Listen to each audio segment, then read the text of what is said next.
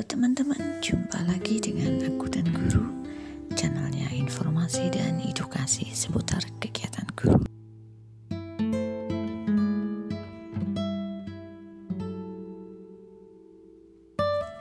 Pada video kali ini saya ingin menginfokan bahwa tentang adanya pendataan tenaga non-ASN. Nah, sebelum Anda mendata, pahami dulu dokumen, syarat, dan bagaimana.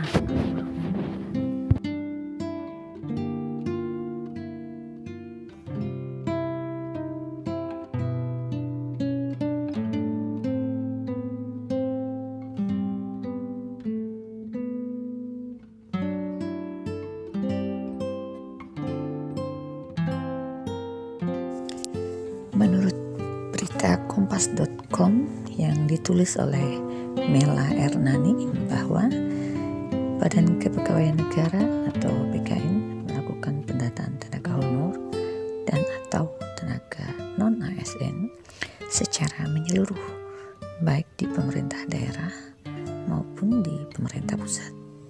Dan batas waktunya adalah sampai dengan 31 Oktober 2022.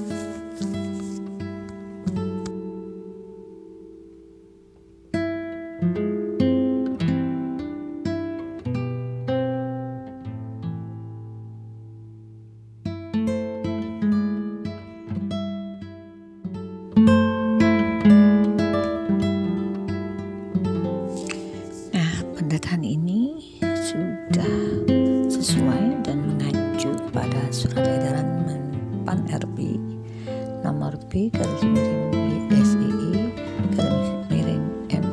0.01.00 tahun 2022 tertanggal 22 Juli tahun 2022, di mana surat edaran itu berisi tentang kriteria tenaga honor atau tenaga non-ASN yang bisa ikut serta dalam seleksi.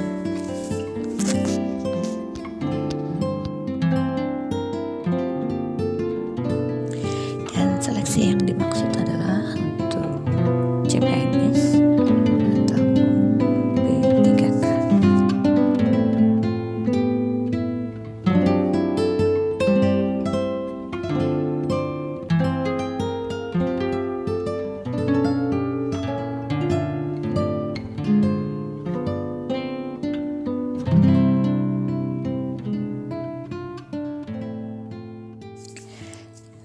Berdasarkan edaran tersebut, berikut ini adalah syarat atau kriteria seorang tenaga honor atau tenaga non-ASN yang boleh ikut seleksi atau ikut tes CPNS dan P3K, lengkap dengan jadwal tes serta cara daftar yang saya rangkum dari berbagai sumber.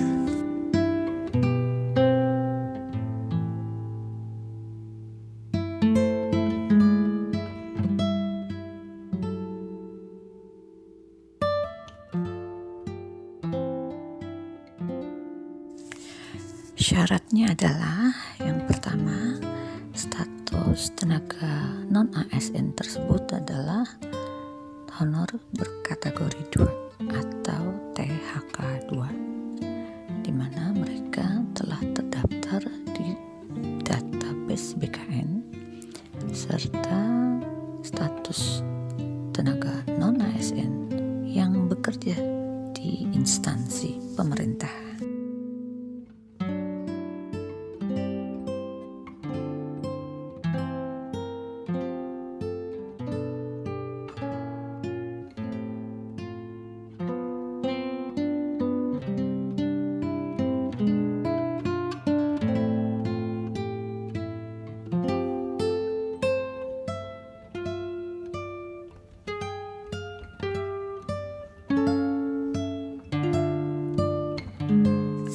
Kedua adalah tenaga honor atau tenaga non-ASN yang memperoleh honor dengan mekanisme pembayaran dan penganggarannya dibebankan pada negara. Misalnya untuk yang tenaga honor honor atau tenaga non-ASN yang bekerja di instansi pusat, maka sistem penggajiannya adalah melalui APBN. Kemudian untuk tenaga honor atau tenaga non-ASN yang bekerja di instansi daerah, maka penggajiannya melalui anggaran belanja daerah atau APBD.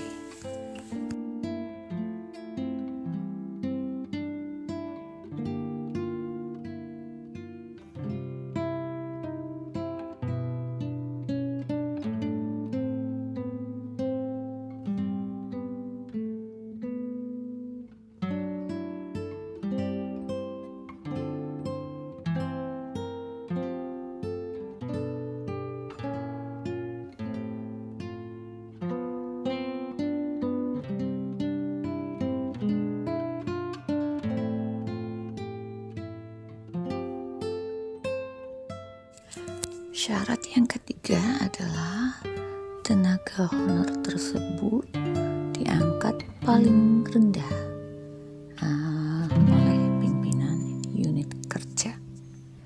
Kemudian yang keempat, tenaga honor tersebut telah bekerja paling sedikit selama 1 tahun atau minimal bekerja 1 tahun terhitung sampai tanggal 31 Desember 2022.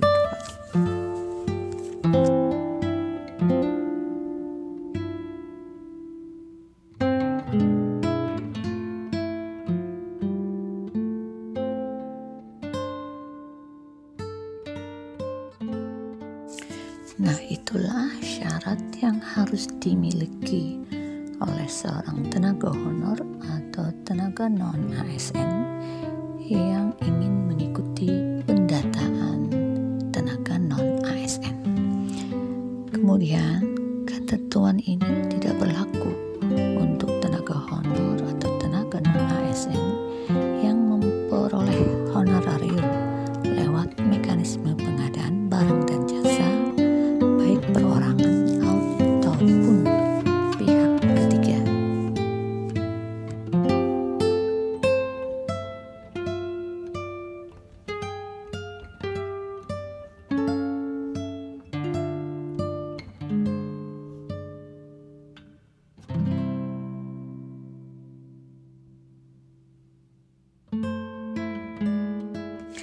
Nah, bagaimana contoh tenaga honor yang pembayaran gajinya melalui mekanisme pengadaan barang dan jasa atau lewat pihak ketiga? Nah, contohnya itu misalnya seperti tenaga kebersihan, satpam, atau tenaga-tenaga penjaga malam.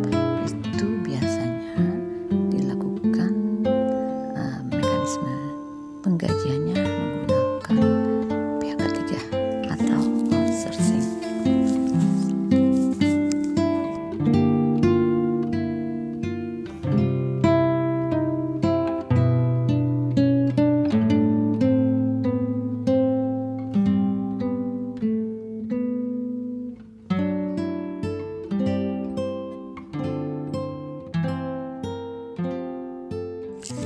Kemudian ada lagi pengecualian yang tidak bisa dimasukkan dalam pendataan ini, yaitu Badan Layanan Umum Daerah atau BLUD, kemudian petugas kebersihan, tenaga satuan keamanan, pengemudi, dan bentuk jabatan lainnya di mana sistem penggajiannya dengan mekanisme alih daya atau outsourcing.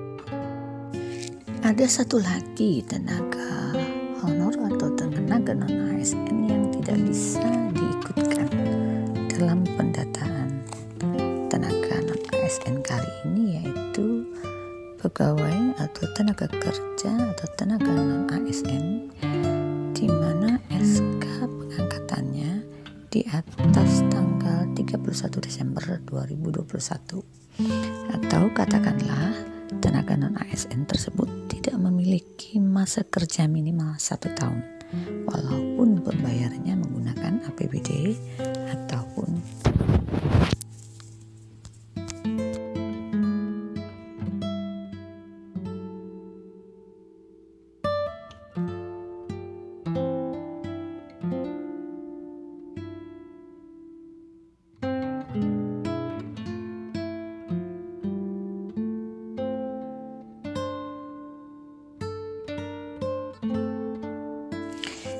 perlu diketahui bahwa pendataan ini dilakukan secara online melalui portal milik BKN, yaitu https://nonasn.bkn.go.id.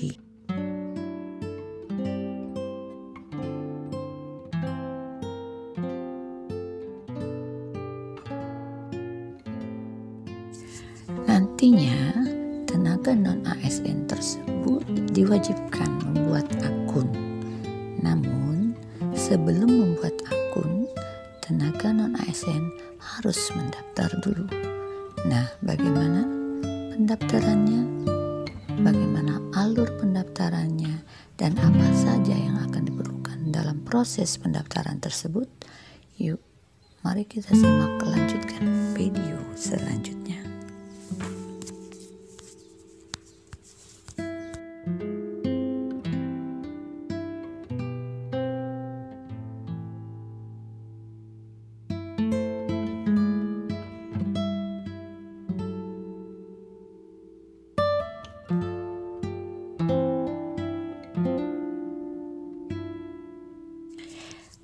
Kelengkapan dokumen yang harus disiapkan untuk seorang tenaga honorer dalam rangka melengkapi pendataan tenaga non-ASN ini diantaranya adalah KTP atau surat keterangan dari Dukcapil, kemudian kartu keluarga, kemudian ijazah, lalu pas foto, kemudian swafoto atau selfie, surat keputusan atau SK, kemudian bukti pembayaran gaji atau slip gaji.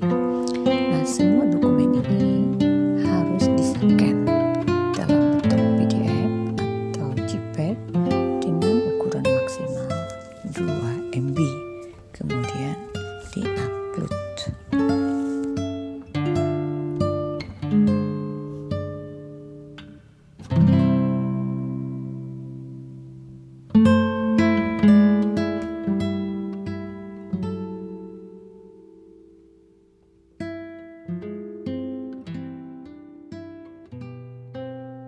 Nah, setelah semua dokumen ini di-scan PDF atau JPEG oleh masing-masing tenaga non-ASN, kemudian sebuah instansi akan mengumpulkannya menjadi satu file, kemudian dikirim kepada masing-masing dinas atau SKPD yang menanganinya.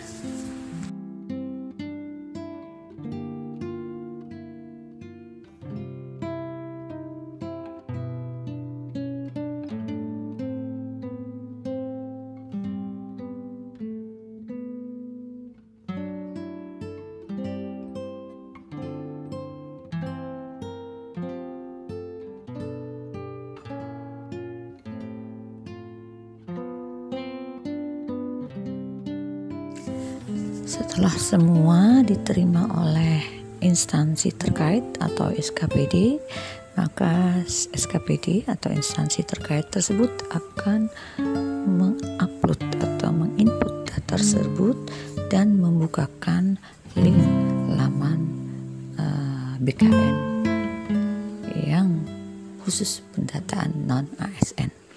Nah, setelah itu terbuka, baru nanti masing-masing tenaga honorer atau tenaga non-ASN yang sudah terdata akan diminta untuk membuat akun pendaftarannya.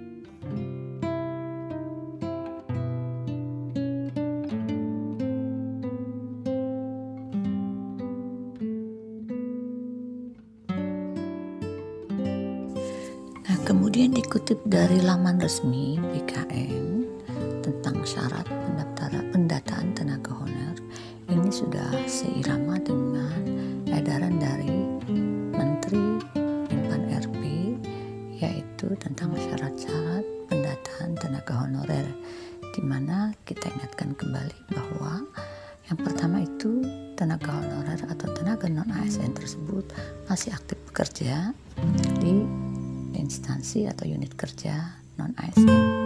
Kemudian yang kedua, tenaga non-ASN tersebut atau tenaga honorer tersebut mendapatkan honorarium atau penggajian dengan melalui pembayaran langsung, yaitu lewat APBN untuk mereka yang bekerja di pemerintah pusat, dan APBD untuk mereka yang bekerja di pemerintah daerah.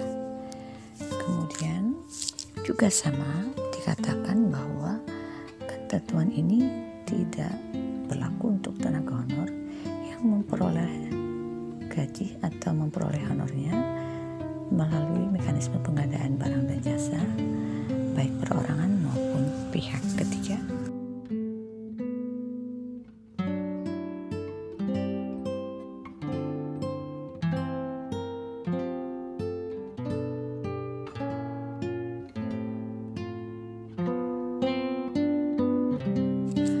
Syarat yang ketiga adalah tenaga honor tersebut diangkat paling rendah oleh pimpinan unit kerja.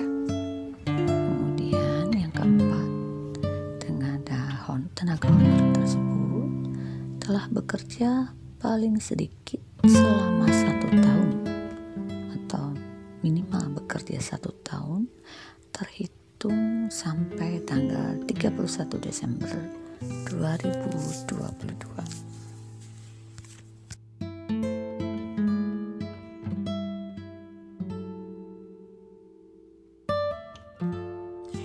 Maaf, keliru.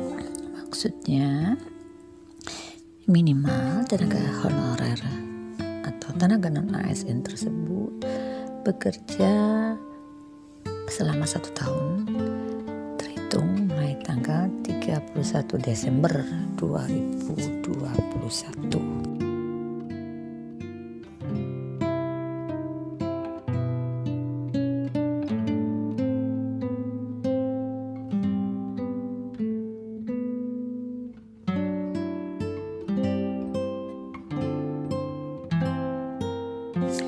Nah, jadi syarat yang dikeluarkan oleh laman resmi BKN juga seirama dengan surat edaran Menpan RB yang telah disampaikan di slide sebelumnya tentang syarat-syarat tenaga honorer atau tenaga non-ASN yang bisa ikut pendataan.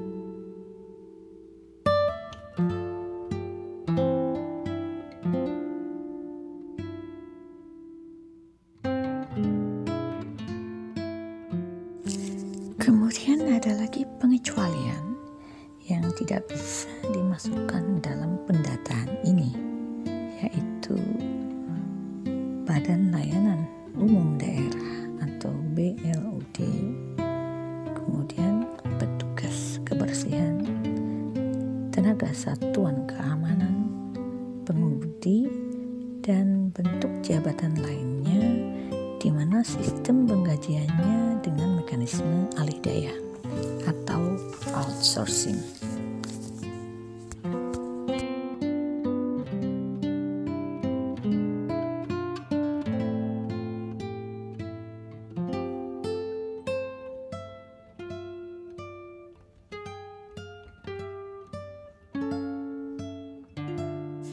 Ada satu lagi tenaga honor atau tenaga non-ASN yang tidak bisa diikutkan dalam pendataan tenaga non-ASN kali ini, yaitu pegawai atau tenaga kerja atau tenaga non-ASN di mana SK pengangkatannya di atas tanggal 31 Desember 2021, atau katakanlah tenaga non-ASN tersebut tidak memiliki masa kerja minimal 1 tahun walaupun pembayarannya menggunakan APBD ataupun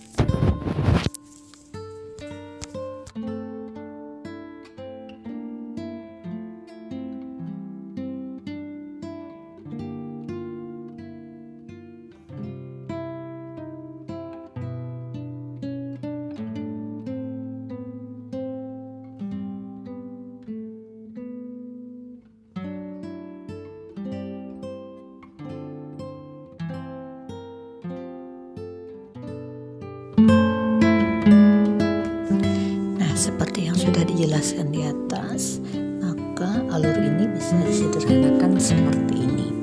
Pertama, pendataan tenaga non-ASN itu didata oleh instansi masing-masing. Maksudnya, instansilah yang memfasilitasi tenaga non-ASN untuk pendataan awalnya.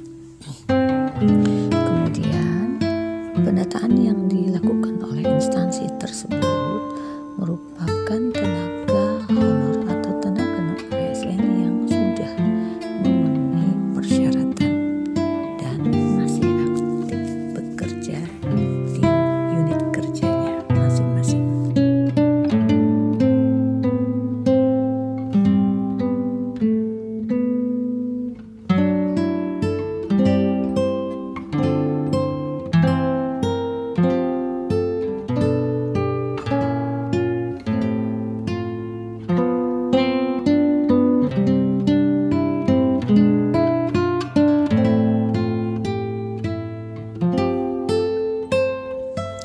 Selanjutnya, instansi wajib melaksanakan verifikasi dan validasi dari data yang diinput dan dilengkapi oleh tenaga non-ASN.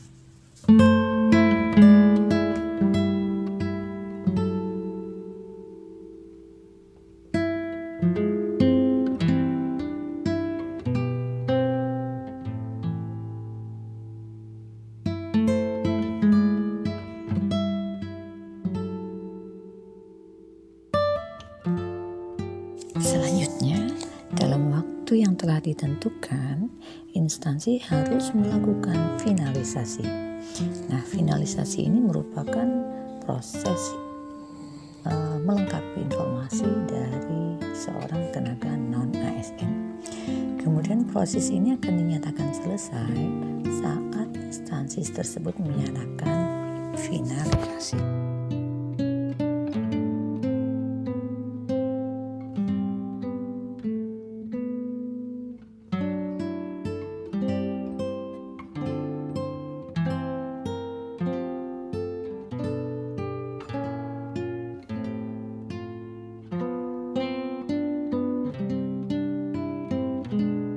Selanjutnya yang terakhir adalah instansi wajib mengunggah surat pertanggungjawaban mutlak atau SPTJM, di mana itu merupakan sebagai hasil akhir pendataan tenaga non-ASN.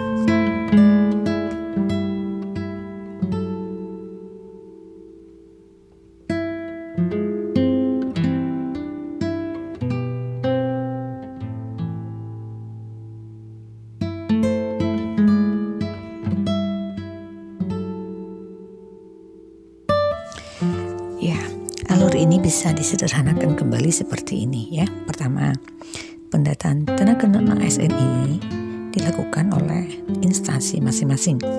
Kemudian instansi mendaftarkan tenaga non-ASN itu yaitu tenaga yang masih aktif bekerja dan memenuhi persyaratan yang ditentukan.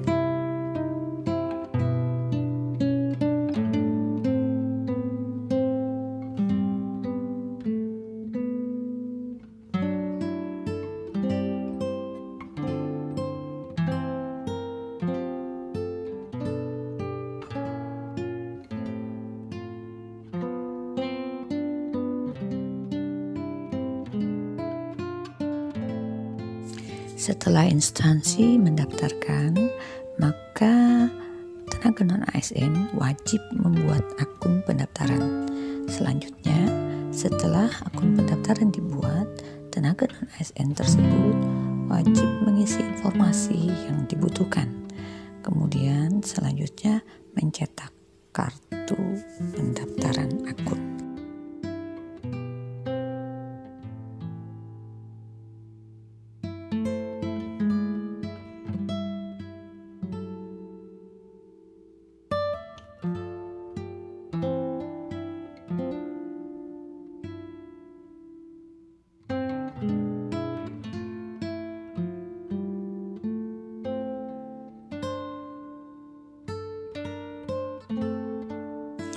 Selanjutnya, setelah tenaga non-ASN melakukan pencetakan kartu pendaftaran akun, maka instansi memverifikasi dan memvalidasi data yang telah diinput oleh tenaga non-ASN. Selanjutnya, instansi juga wajib melakukan finalisasi terhadap data dari tenaga non-ASN.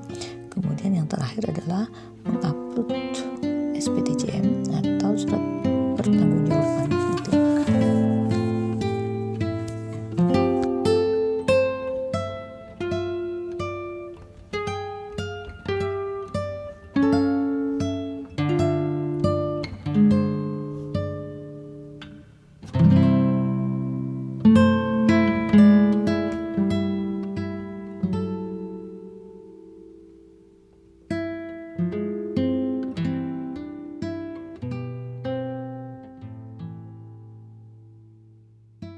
Dengan demikian bisa disimpulkan bahwa seorang tenaga non-ASN hanya melakukan 3, yaitu pertama, membuat akun pendaftaran, kemudian kedua, menginput data yang dibutuhkan, dan yang ketiga adalah mencetak kartu pendaftaran akun.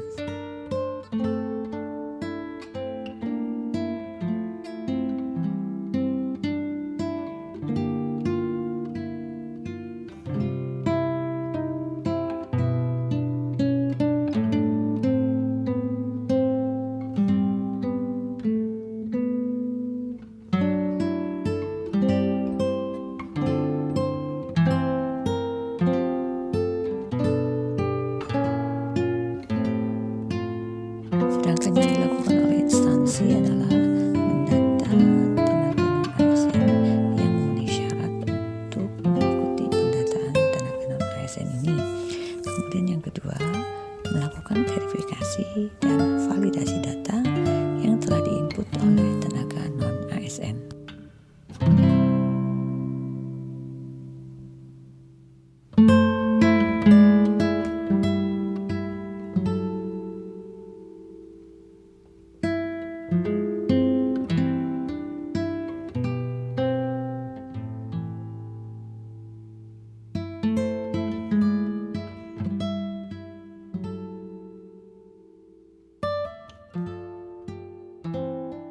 Selanjutnya, instansi juga melakukan finalisasi atau proses kelengkapan data yang diinput oleh tenaga non-ASN, dan yang terakhir adalah mengunggah SPTJM, di mana itu merupakan sebagai hasil akhir dari pendataan tenaga non-ASN.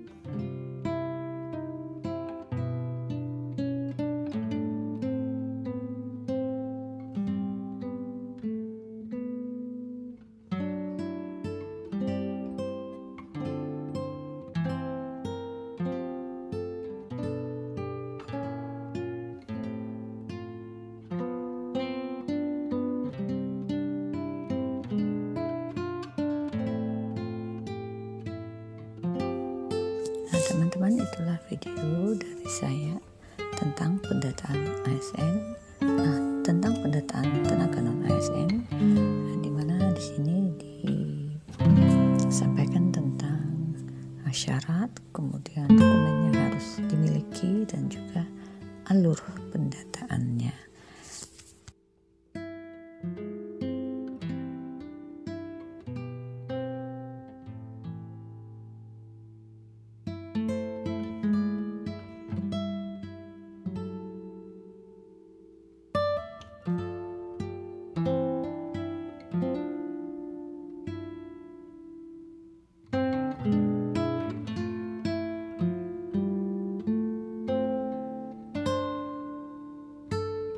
Terima kasih sudah menonton video ini, dan jangan lupa like, share, and subscribe, karena subscribe itu mahal tetapi gratis.